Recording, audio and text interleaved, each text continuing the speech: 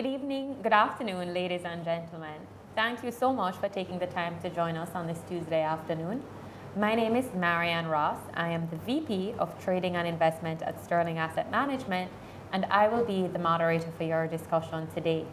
It's my distinct pleasure to welcome you to Sterling Asset Management's annual investor briefing, the virtual edition. This year, our theme focuses on the topic, navigating the changing landscape of retirement planning.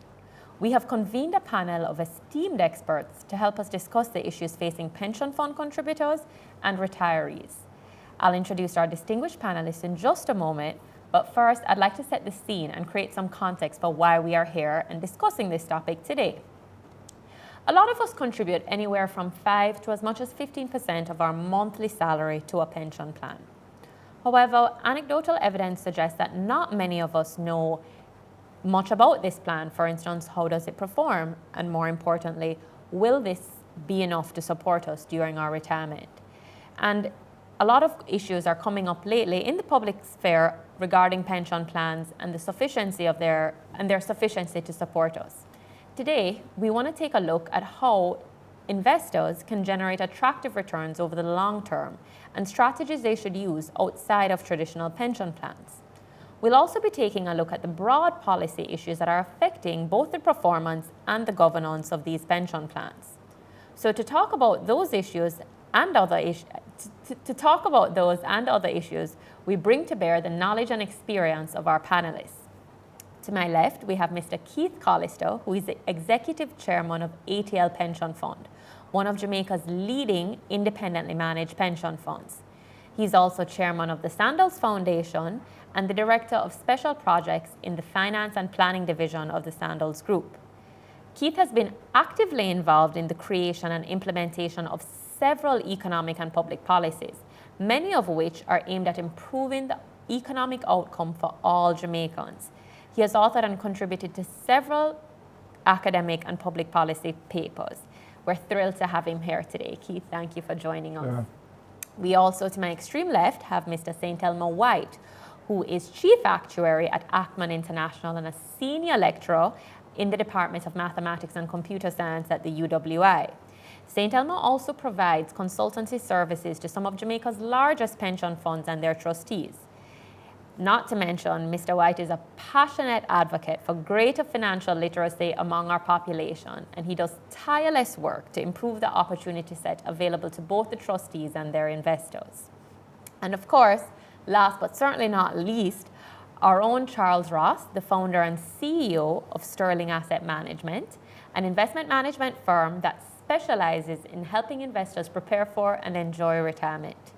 Many investors rely on Sterling to design US dollar portfolios that provide the income and growth they need both during and or before retirement. Gentlemen, thank you so much for joining us today. Before we start our discussion, I would just like to go over a few virtual event protocols. If you wish to ask a question, please use the chat feature and ensure that the word all panelists is selected. We will attempt to take as many of your questions as time allows, and we'll also be making a recording of the briefing, and that will be available through our online channels. We hope to have roughly a 30-minute discussion with our panelists, followed by a 15-minute Q&A. Thank you again for your time, and we do hope you'll enjoy the event. So I'll start by throwing my first question, and since I introduced him last, I'll throw it to Charles as the first question.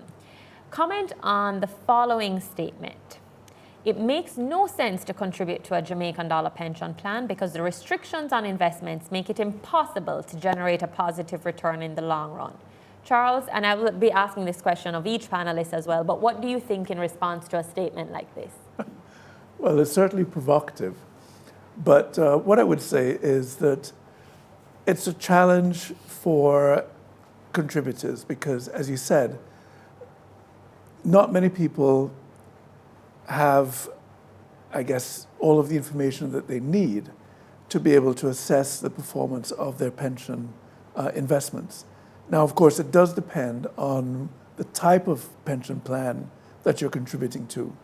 If it's a defined benefit plan, then there's a lot less risk to the pension contributor. But if it's a defined contribution plan, then certainly the contributor has to be concerned about the amount of money going in and the return that it's earning.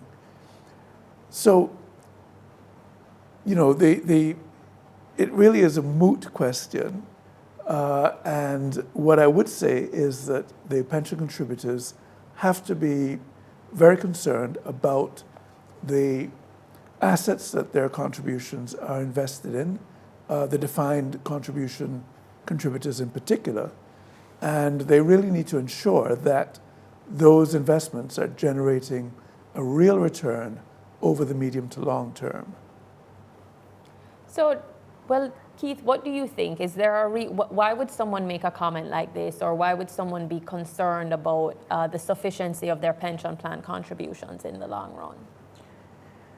Well, certainly for our own pension fund, we've actually made very high levels of positive returns over the last, and indeed 5 years, but indeed a number of years going back. So it's not that it's impossible to make positive real returns in the long run. Having said that, I think what this question gets to is there are restrictions, for example, on the amount of US dollar investments that you can have. And of course, we know that there's been a long-term high level of devaluation in Jamaica. So obviously, you know, if you have investments which are underlying based in US dollars, such as your sterling fund, that does create a bit of a positive headwind for those investments. So in terms of the private equity issue, well, I don't know if you want me to go into it now, but clearly if you have a diversified portfolio in, say, not only local stocks, not only foreign stocks, some level of overseas US dollar bonds, hopefully we personally have underemphasized local fixed income for quite a long time, but you'd need to have a little bit, probably. Real estate can be a good sort of stable form of a stable return here in Jamaica. Doesn't tend to move around as much as other things.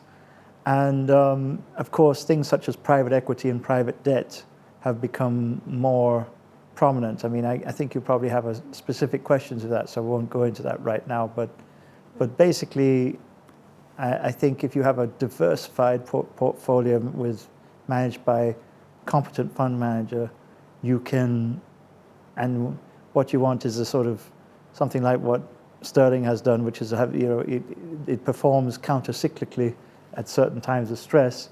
If you can find that balance, I think you can produce a positive return and have a good return. So, well, I guess my follow-up question to that, and maybe St. Elmo, you can chime in as well, is do the regulations as they are currently structured facilitate that diversified portfolio and the construction of what Charles and Keith are describing here? Well, I'd certainly think that we need a more diverse set of asset choices in terms of what we have than what we have currently.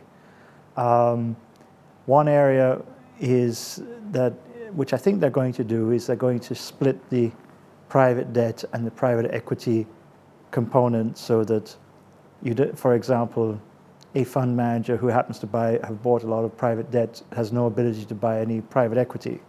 I think that would be a good move. Now, also, of course, everybody has the same complaint. They'd like to invest overseas more in terms of US dollar assets, particularly sort of US stocks or US bonds, because there's a cap. Most pension funds all pension funds have a cap. And that's clearly is negative. And there are other rules which are perhaps a little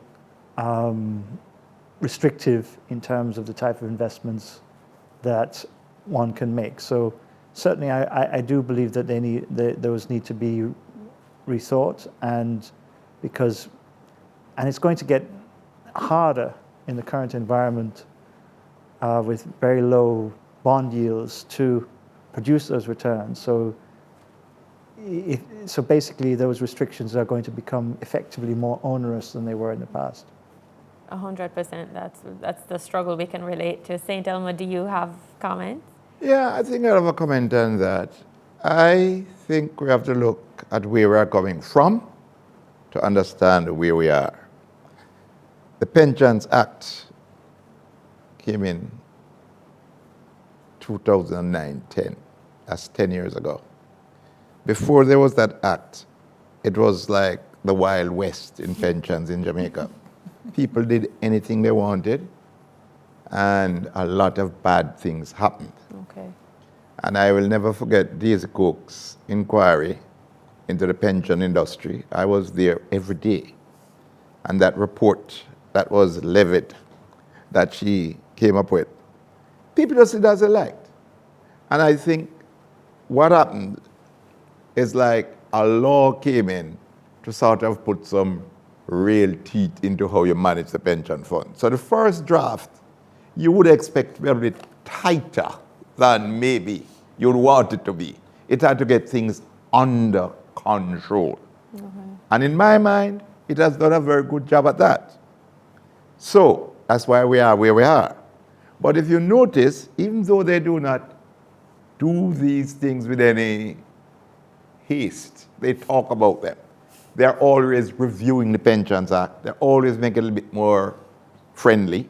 And the same thing they'll do with the investments. Although, in all fairness, on the investment side, I don't regard the restrictions as being all that tight. The one that I really would say I don't like is the one with the US dollar component where it allows for 20%, but Bank of Jamaica just would never allow it. Yes, the private equity, I agree, change it. Private debt, I agree, change it. But the question is, how much private equity there is in Jamaica anyway? And how many people are going to opt for private equity if they can get other equity? But I'm not saying it shouldn't be done. Don't get me wrong. I'm just saying, in my view, I don't see it as such a big thing. Inhibitor. Right? And again, let me talk. I advise a lot of pension funds. And my final salary pension funds, most of them are up to 50% in equities. Right? Because that's what I recommend. Because I know that you need that sort of equity to make any form of proper pension for the people and to give them any pension increases. And if you're not going to do that, and I would also say, and maybe I'm going off track a little bit here, this idea of risk, I think risk has to be rethought. People used to think of fixed income as having no risk. No, it is the biggest risk. Inflation alone put you underwater, right? What about those blue chip equity stocks that when you take a 5-year moving average, they will always outperform any fixed income that you will have? So what is risk? You have to ask yourself. So I know that a lot of people, because of maybe lack of understanding of risk, in my view, for what risk really is, are still afraid of equity. They say it's risky, right? And then look at how this works. If you set up a business, it's equity, and everybody wants to come with the company, but it's the same equity that you're calling on the other hand risky. Yeah. That's a very good point. And would you say that the long term, the returns on the local stock exchange, on local equities over the long term, are those returns significantly in excess of inflation? Significantly. On the local market? I look at these funds all the while, many different, and you look at them over in a 10, 15, 20 year, and you will see that it's significantly above inflation. If you strip out the last 5 years, that's what I should ask. If you strip out the last 5 years, would it also exceed the rate of inflation? Yes. Yeah. Yeah. I mean, what Yeah. you have to understand with the Jamaican stock market is that there have been short periods of sharp appreciation. Very high. And then you've had sort of longish periods of not very much happening until recently. But that has really reflected our extreme macroeconomic instability, which we've had for a very long time. Now, since in the new world, we now have a relatively stable macroeconomic environment, So you shouldn't see that kind of Volatility. volatility that you've seen in the past. It required COVID, a global worldwide shock, which we've never seen anything like it before, to dent where Jamaica was in February. That's that, you know, basically they were saying, well, you know, things look so positive that it required a truly global worldwide shock They got it. to derail, and we got it, right? Yeah. But if you think about it, you now, and I agree with St. Elmo's point, that you now have the Bank of Jamaica projecting 4 to 6% inflation, say a midpoint of that is 5%, and basically Jamaican dollar bonds are now at that level or below. So you basically can get zero or negative depending on the term, Yeah. and because we have such low rates. Now that's great for the Ministry of Finance, but it's great for people who want to borrow off the risk-free rate. But it's not Indeed. so great if you're a retiree Indeed. trying to plan for 10 to 20 years out. Indeed. So what it really does is it says to you, you have to buy listed equities to get a positive return, real return, over a long-term period. That comes with some volatility. That will come with volatility. Yeah. But it means that he's quite right. People are not assessing inflation risk in their portfolios because we're in a totally different environment from the 90s when you'd have a very positive real rate of return buying local fixed income. It's a complete opposite now. Indeed. Certainly, and I guess maybe Charles, can you tell us a bit? I mean, low interest rates are, as Keith just described it, locally posing challenges, but certainly internationally, that's been a phenomenon of the global markets for almost a decade now. How have persistently low interest rates affected the investment strategies of Sterling, for instance, or other pension fund managers? Well, as you pointed out, there's been a long-term trend in interest rates, I guess, falling, or interest rates moving lower.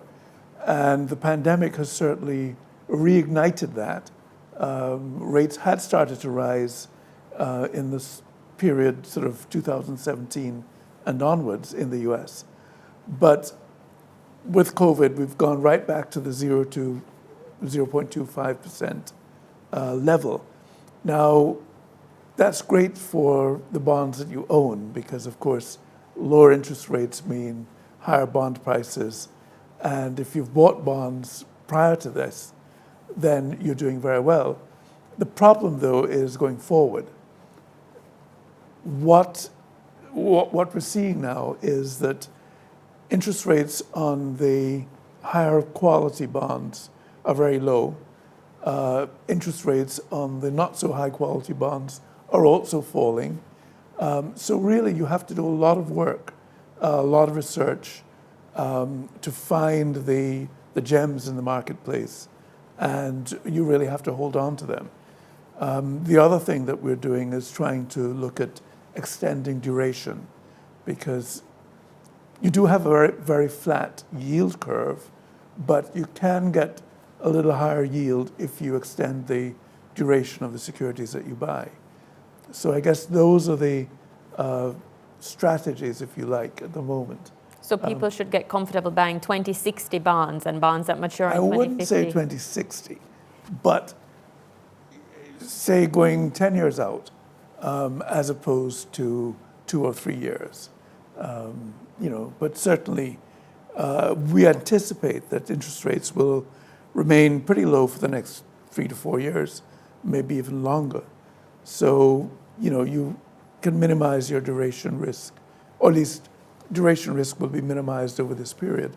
And so you can try and lock in some higher yields at this point and just hold on to them. So more research to find the higher yields and also longer duration. And to minimize the credit risk. Because, of course, the other challenge that you have to do is you have to take on greater credit risk to get those higher yields. So it does require deeper research and more constant monitoring of the portfolio. And Keith, you mentioned that as a result of the problem that St. Elmo described of the inflation exceeding, in some cases, the local fixed income rates, equities became a lot more attractive. Is that something that, was that a prominent feature in your investment strategy? Did you go more heavily into equities? You know, you mentioned earlier as well, you know, possibly, you know, some rich valuations. Yeah, How did you handle that? basically, we took a view over 5 years ago, basically, that the Jamaica stock market had become one of the top 5 cheapest markets in the world. So this was probably around the end of 2014. And, you know, when you had companies that were 5 times earnings and half book value, those kind of things. So we said, well, that's ridiculously cheap. The macroeconomic situation has changed. It's improving now. I actually went to a Maybury. Sorry, I could mention a competitor. That's okay. We love everyone. I went to a Maybury seminar. They invited me, and I told them, buy stocks now. Buy them until you're sick, basically, because you'll never see. And at the time, this would have been, you know, advice that wouldn't necessarily have been something that people would, because, you know, they've come through a tough number of years. Basically, it was a value approach, and it wasn't exclusive to stocks. You know, we, as I said, we have real estate, we have bonds, we have. What we did de-emphasize significantly was local fixed income. We'd already de-emphasized it, but we de-emphasized it some more because in Jamaican dollars, because we said, well, you're not going to get. So we actually have very little now. Trying to remember if you have any. But basically we said, well, there's not much point in having J-dollar government fixed income in this environment. So we do own, you know, other stuff, you know, corporate type with a slightly better yields and so on. So that has been the strategy, and I don't think that is going to change fundamentally, because as long as you think Jamaica is going to recover from the COVID shock, and I think it will, but it could be a year, could be longer, but it will recover. And if you have a medium-term view, which a pension fund should have, which would be 3 to 5 years, I don't see, although things had got a little frothy towards the end of last year in terms of valuations, because there was basically too much money in the system. So you know, and obviously people weren't going into, they didn't want to, the government didn't need any money, hardly. You know, so there was all this money was being forced into the system. Indeed. So things did get a little frothy towards the end of last year. But the truth is, if you believe that we're on a sort of economic recovery path, then equities will definitely be, you know, the prime beneficiaries of that. And of course, euro bonds and US dollar, Jamaican government US dollar euro bonds are now below 4% for, you know, 10 years, close to 10 years. So basically, they're not even trading that much above the US euro bond anymore. So basically, the US Treasury. So basically, you're going to kind of be forced to invest in real estate, in stocks, in private equity and other things if you want a return that is going to, you know, make you have a good retirement. But I actually think those are the correct, as if you believe the economic recovery is occurring, and I think it will, then I think those are the places to be certainly on a 5-year or even a 3-year outlook, because, you know, I do expect us to recover from COVID, and but it's going to take a little. It's not going to be immediate. Certainly. So equities, real estate, some private equity. As you mentioned, private equity, we know that the COVID-19 economic task force has suggested increasing the allocation for private equity as a means of boosting growth. It's something both yourself and St. Elmo alluded to earlier in the conversation. And I guess maybe St. Elmo, you had kind of, you know, alluded a bit to your opinion on the matter, but do you think that this is I suppose, what problem does this solve in your opinion, and is it the easiest way to solve the problem? Remind me, I'm not quite. The COVID-19, the expansion of private equity allocation. Well, look, pros and cons. any expansion is Right. good. It gives you more options. And I think that's really what you want in investments. It's a matter of how the investment managers via the trustees will manage those options on behalf of the pension plans. But I would never be against options. Whenever you can present more options to your people, you're doing the right thing. It is, you need a skill to utilize those options properly. So I'm not, what is happening there though? I don't know that they will solve large problems, but it's still an improvement. That's the point. It's an incremental move based on what exists. That's all I'm saying. Well, it seems to be a lot of effort that's going into, as you know, as you mentioned earlier, it takes a lot of time to change legislation. There seems to be a huge effort in this lobby exercise. I mean, could that effort be more productively used elsewhere? Well, And if so, where? Well, I don't know. I think, I honestly believe any improvement is an improvement. But as I said, I really have not seen this as a major thing, no. What would you say maybe is the major, if the number one or two things that we would really need to bring attention to? On the investment side? On the investment side. On the investment side, I'll go back to that 20% risk thing. I think if that could be allowed, and also how it is being allowed now is that you have to invest in government securities. You can't invest in equities. So that is bad. Right. That is bad. Because if you could invest in some of those equities abroad, those, you know, you could do much better. So yes, I think that would be, I mean, I understand why as a poor country without a lot of foreign exchange, I understand why.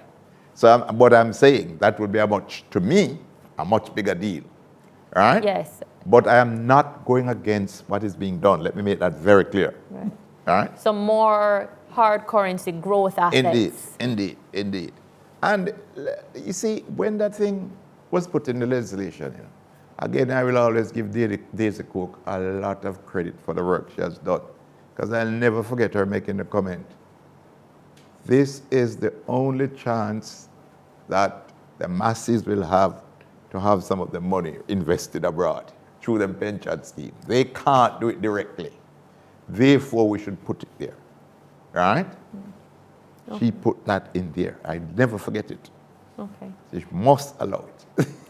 Well, it's hard to believe, but we're almost 30 minutes into our discussion. So I'm going to throw a question to Charles before I maybe ask for key takeaways and bring us to some central conclusions. Charles, what would maybe be the top two pieces of advice that you would give to people that are looking to prepare themselves for retirement right now?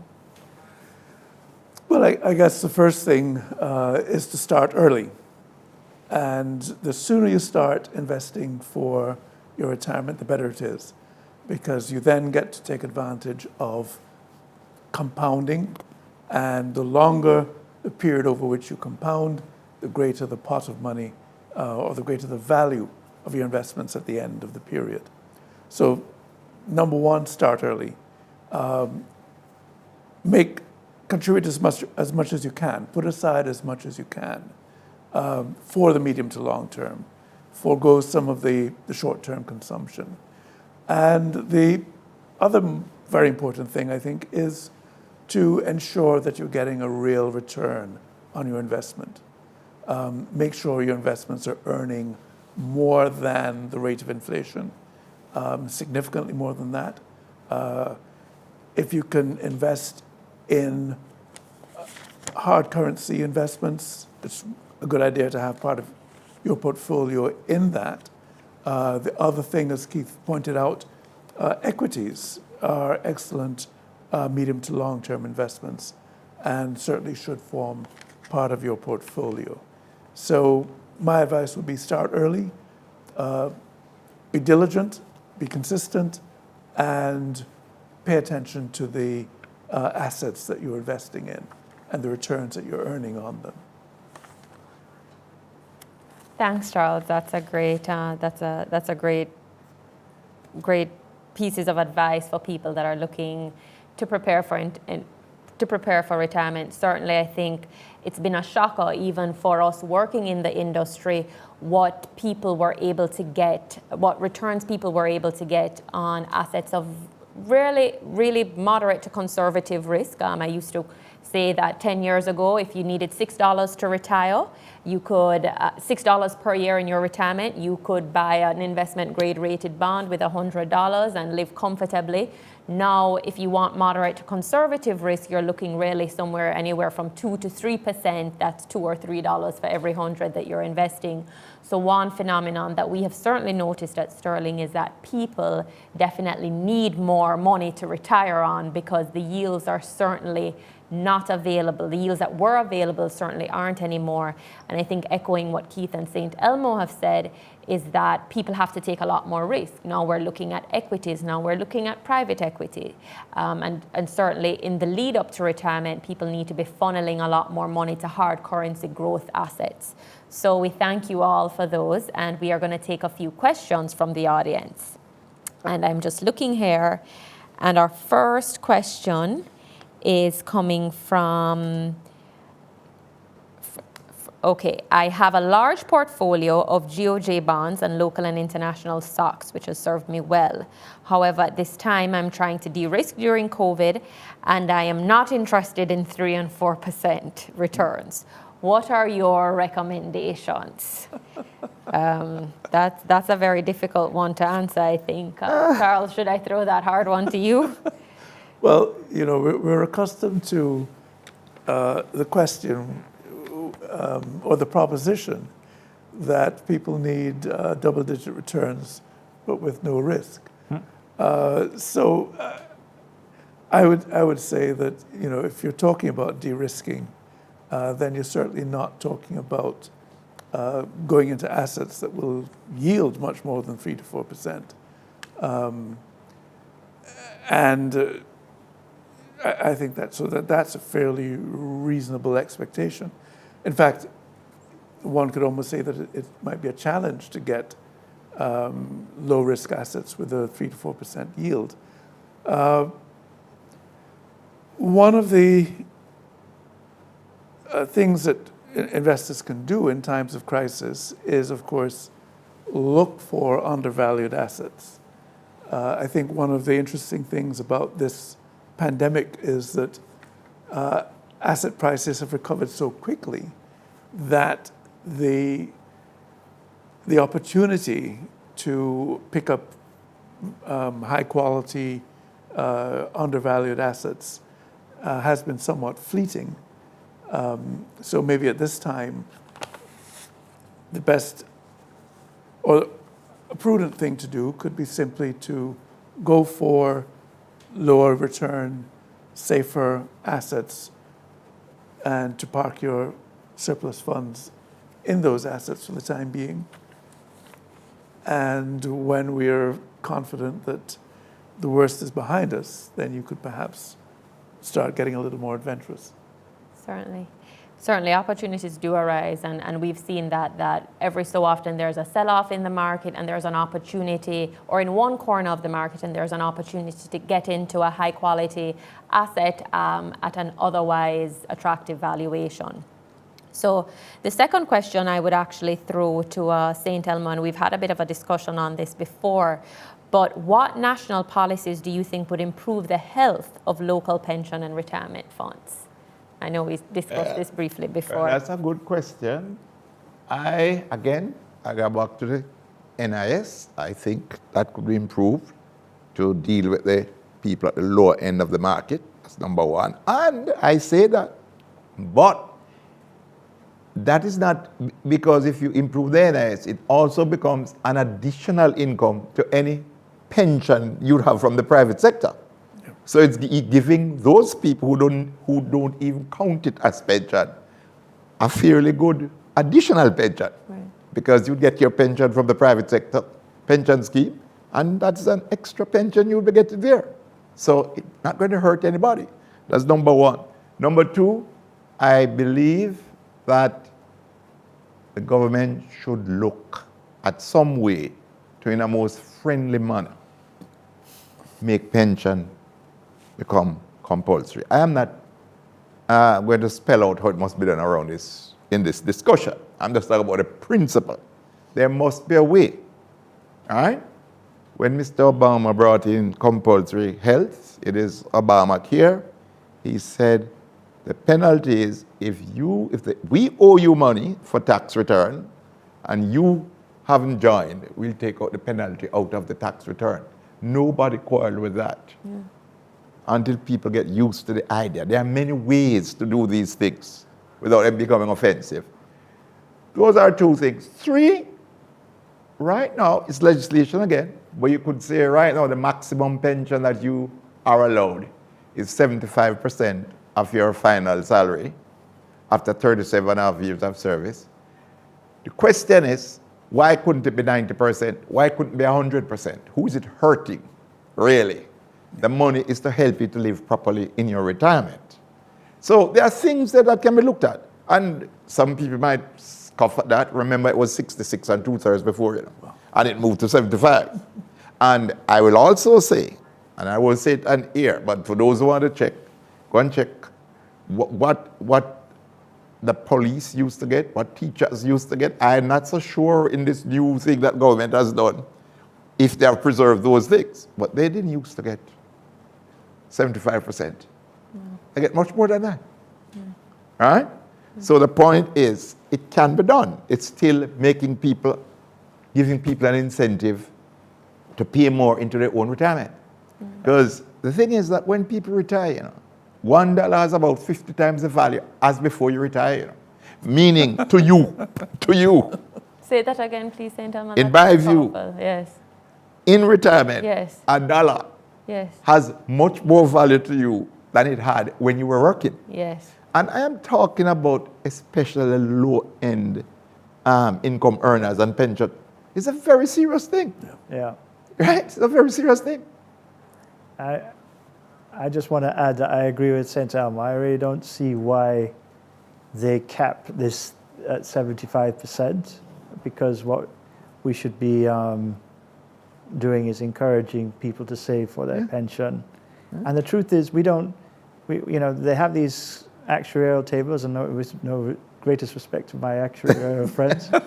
But Think of me not as one. Think of me not as one. But people, these days, because of longevity and so on, you could have major changes in people's lifespans even over the next 10, 20 or 30 years. Indeed. So this idea that, all right, the people are going to die soon, so it's okay, that needs to end. I do think that they need to change the way we think about pension, and arbitrary, as Santana was put it, arbitrary restrictions of that nature should go.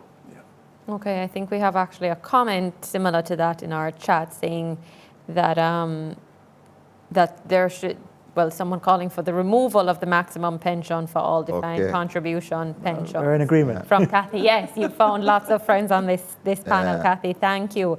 And we have someone asking, can someone provide details on when an individual should start saving for retirement?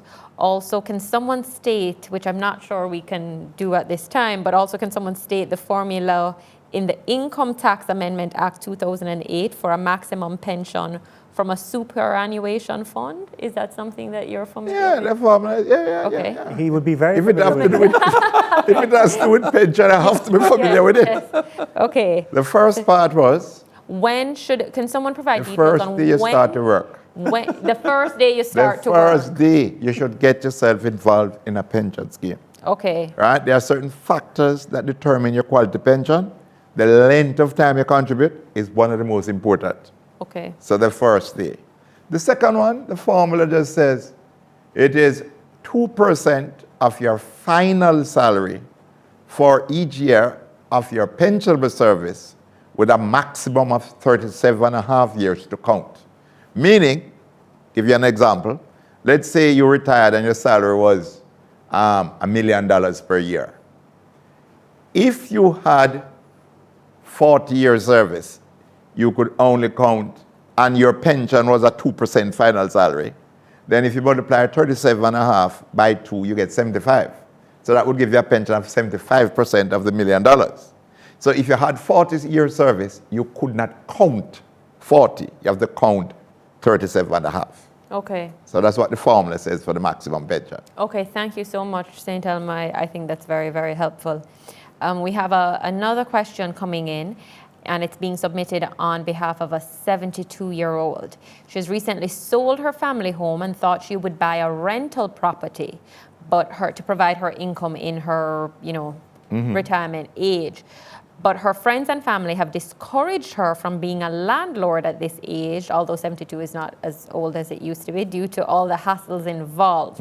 What are her alternative options to generate retirement income from the proceeds of the sale of her property? I think you should talk to Charles. Yeah, I think so. No, but that's true. You go and do a good investment portfolio. A good I just portfolio. advised one of my colleagues yesterday, she's retiring next week, and we sat down. We have 2 meetings already, and we have a third. But that's what you should do. Go and talk to Right. Charles. Yes. A good portfolio that would include, Yeah. if she likes real estate, she can go and get a real estate fund. If she likes Right. just fixed income, Right. if what she really wants is fixed income as opposed to real estate exposure, then, as you say, go and talk to Charles or somebody else who specializes in Indeed. fixed income investments. Right.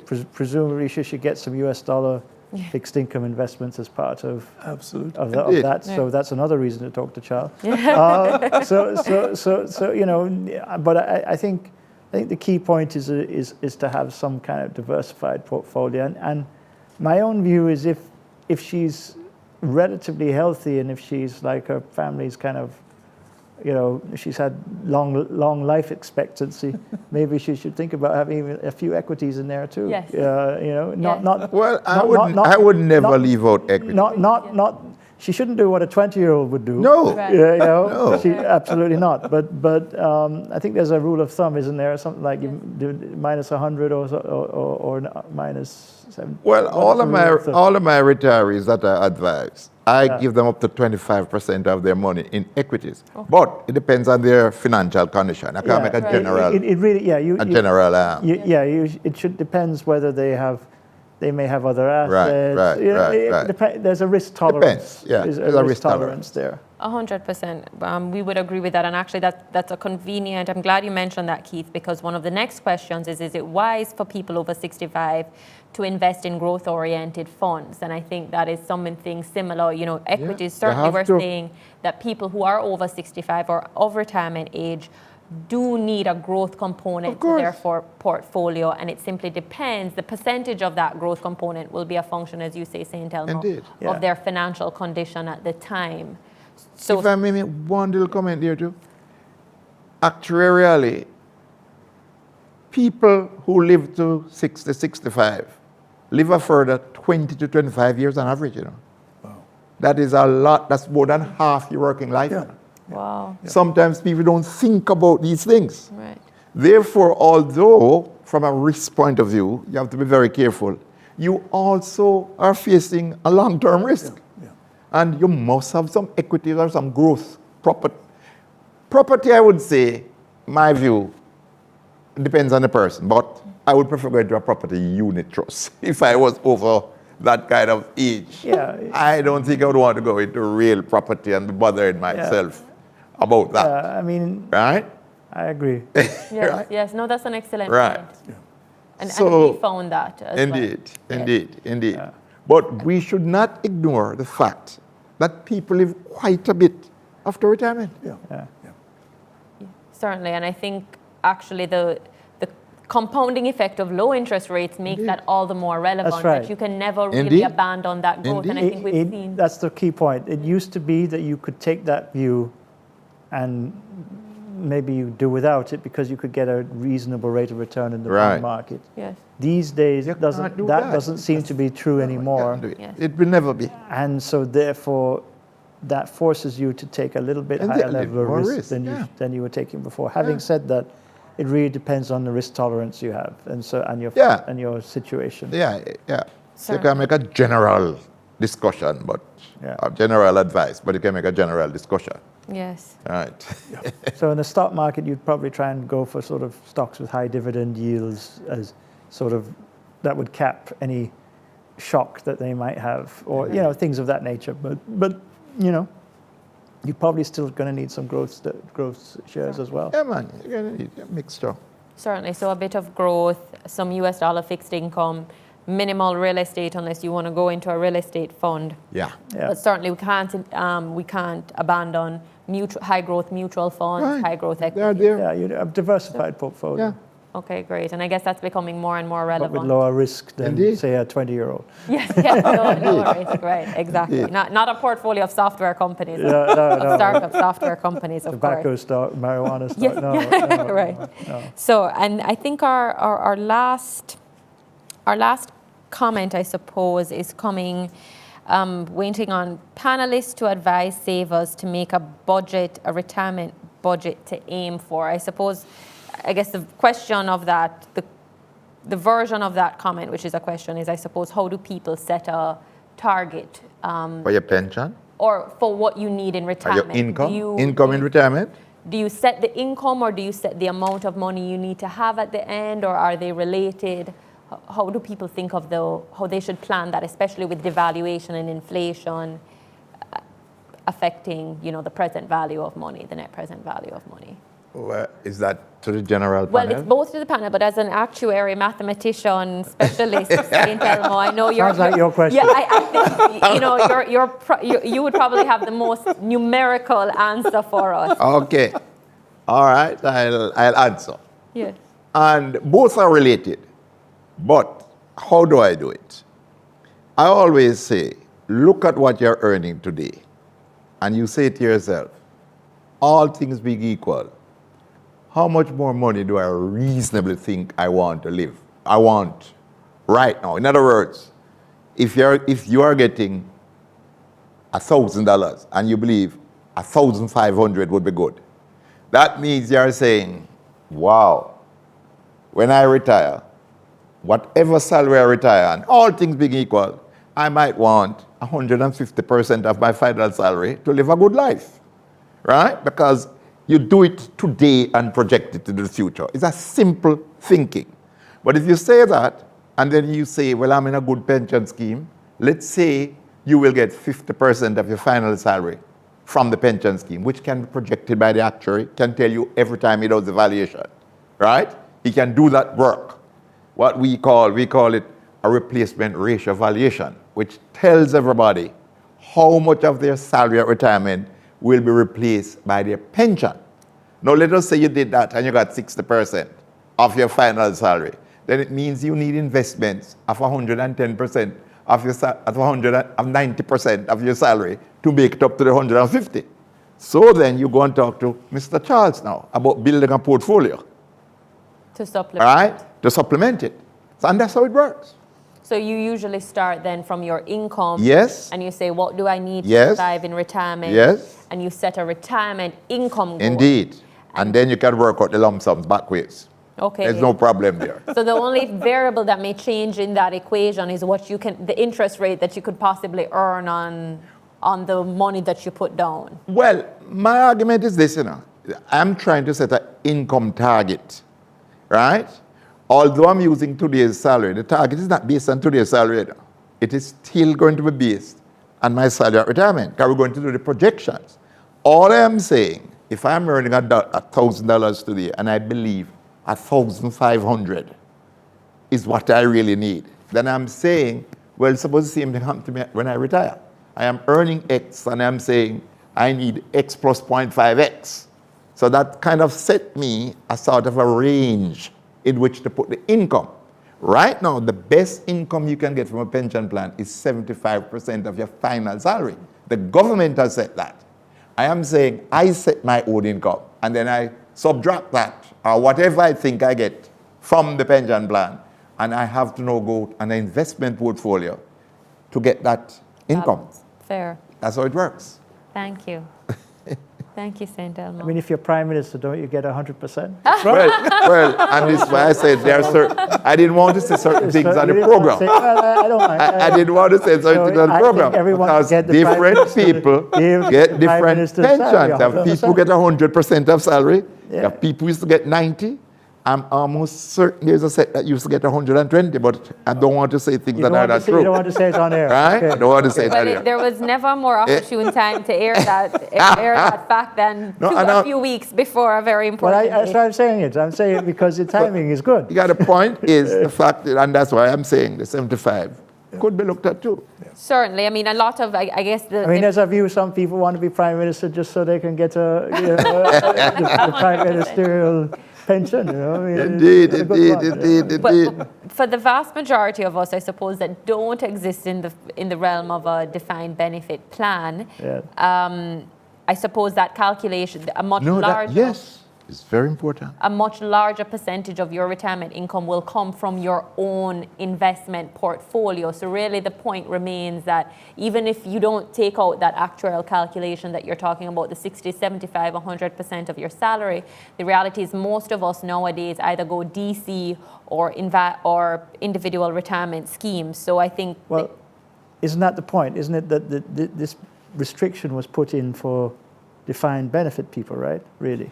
No, it is there for defined I contribution. know you know. it's there for defined contribution. I have raised that. But I believe it was really come up with in the first place because of defined benefit schemes. Where it could have, because the defined benefit has a That's natural. that's where it came It has from an yes. in the first place. It has a natural restriction. Yeah. Right, But now most people are on defined contribution schemes, but they still apply it. and it still applies. Which well. is that correct? May I say something? No, Yes, they still do still because that's applies what for the law defined- It's says. for both. The law says. Good Lord. But I presented. Good Lord, yes. I presented 2 areas. There used to be a pensions committee. At that time, I was the president of the Caribbean Actuarial Association, and I represented that body and that committee. And I presented 2 ideas there. Of course, committee has government, everybody, private sector, everybody, unions. 2 ideas I presented there. One was allowing people to pay the balance of contributions in a DC scheme or a DB scheme. In other words, the law says you can pay up to 20. The employer is paying 6. You are paying 5 as basic. That's 11. Why not allow the person to pay the other 9? It's Yeah. their pension. What are you talking about? Catch up, yes. Right, but they implemented that one.